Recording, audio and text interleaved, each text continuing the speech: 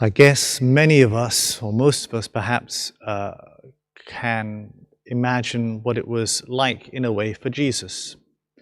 There are many of us who have our faith has come to life, and we try to encourage the members of our family to take on that faith and to hear us. But, you know, they knew us before.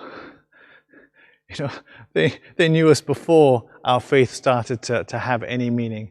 And so there's that sense of, yeah, we know who you really are. You can't pull the wool over our eyes. And sometimes it can be very, very hard. We find a new joy, a new life in our faith, and there's a closed door, especially in our families, those people who know us so well. Other times it can be different. I know of different families who, when one of them experienced new faith, came to faith, it was like dominoes, and nearly everybody in the family followed. It's one family in Deacon Doug Duncan. If you know Deacon Doug Duncan from Bridge of Dawn, that was the way with him.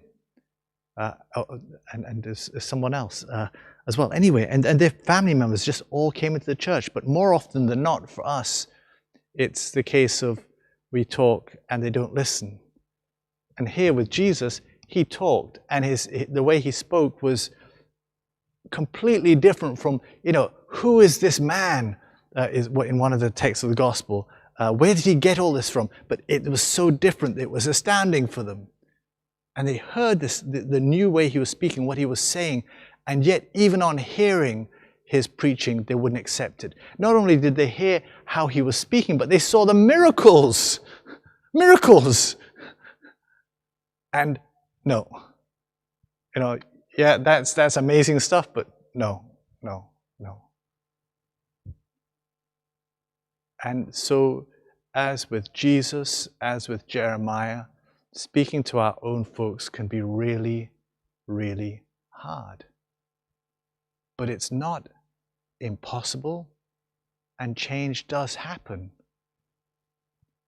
Numbered in that gospel are 4 of the brothers, there'd be cousins actually, but 4 of the brothers of Jesus. And I'm pretty certain, I think it was James and Joseph actually became disciples. Sometime either before or after, just around the time of Jesus' death. They became disciples. It took time, but eventually their hearts were opened. And so for us, we're not to give up. That's the lesson. That's the lesson with Jesus. That's the lesson with God, with us. He never gives up on us. He keeps desiring to give us himself. He keeps showing us his love over and over again through all the trials that we go through, in the hope that we open our hearts and let him in. And so we pray the same thing for our own family, those we love. We don't give up on that. We pray, we fast, and we hope.